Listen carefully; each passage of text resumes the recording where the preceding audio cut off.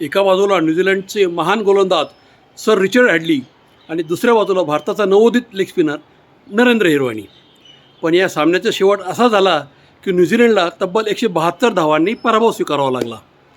नमस्कार मित्रांनो, मी अजय गप्पा क्रिकेटच्या अजयसोबतमध्ये आपले स्वागत करतो. आज आपण बघणार आहोत न्यूझीलंडचा भारत दौरा 1988-89 पहिली कसोटी.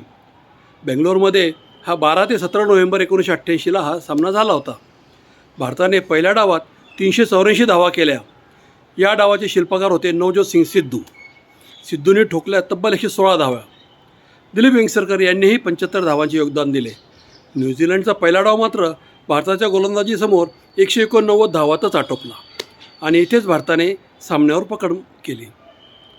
दुसऱ्या डावात भारताने 141 विकेटवर घोषित करत न्यूझीलंडसमोर मोठे आव्हान उभे केले.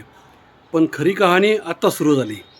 न्यूझीलंडचा दुसरा डाव नरेंद्र हिरवाणी आणि अर्शद अयूब यांनी न्यूझीलंडच्या फलंदाजांना अक्षरशः नाचवले. हिरवाणींनी घेतल्या 6 विकेट तर अर्शद अयूब यांनी घेतल्या सामन्यात 8 विकेट्स. भारताला विजयाचा मार्ग मोकळा आणि न्यूझीलंडचा दुसरा डाव फक्त 164 धावातच संपला. भारताने सामना जिंकला तब्बल 172 धावांनी. मी अजय आणि तुम्ही पाहतात गप्पा क्रिकेटच्या अजयसोबत. धन्यवाद.